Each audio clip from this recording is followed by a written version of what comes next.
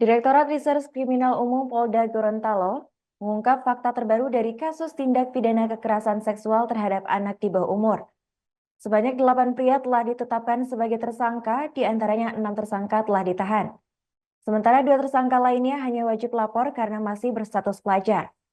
Kepala Unit PPA Polda Gorontalo itu Natalia Prantioli mengungkapkan korban berusia 14 tahun itu dilecehkan di 3 lokasi berbeda.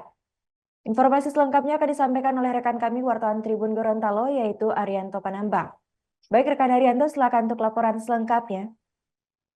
Baik, terima kasih Arin dan juga Tribuners dimanapun Anda berada. Dapat kami laporkan dari Provinsi Gorontalo bahwa ada satu perempuan yang mengalami pelecehan seksual persetubuhan oleh 19 orang pria di 3 lokasi berbeda ya.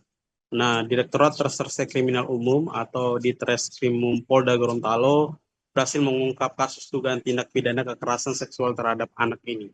Sebanyak 8 orang telah ditetapkan sebagai tersangka, dengan 6 diantaranya telah ditahan. 2 lainnya tidak ditahan karena masih status pelajar, namun masih wajib lapor. Sementara 12 orang lainnya itu masih di bawah umur sehingga dipulangkan ke orang tua tetapi masih wajib lapor.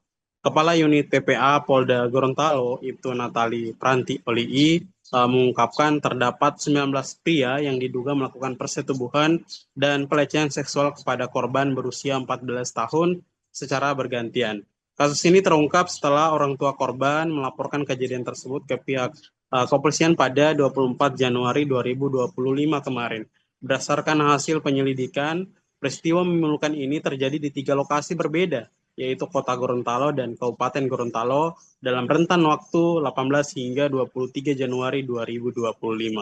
Peristiwa bermula saat korban merayakan ulang tahunnya pada 18 Januari 2025 sekitar pukul 19.00 hingga 23.00 waktu Indonesia Tengah. Setelah merayakan ultahnya, korban lalu dijemput oleh seorang pria berinisial Rahmat yang kemudian membawanya ke sebuah penginapan di Kecamatan Dungingi, Kota Gorontalo. Berdasarkan laporan kepolisian, korban diduga mengalami kekerasan seksual di tempat tersebut.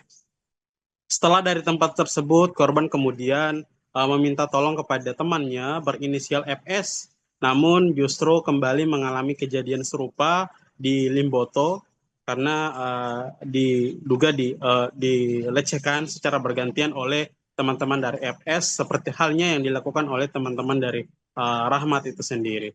Hal ini juga terulang ketika korban kembali meminta bantuan kepada temannya di Kota Gorontalo berinisial Jidan.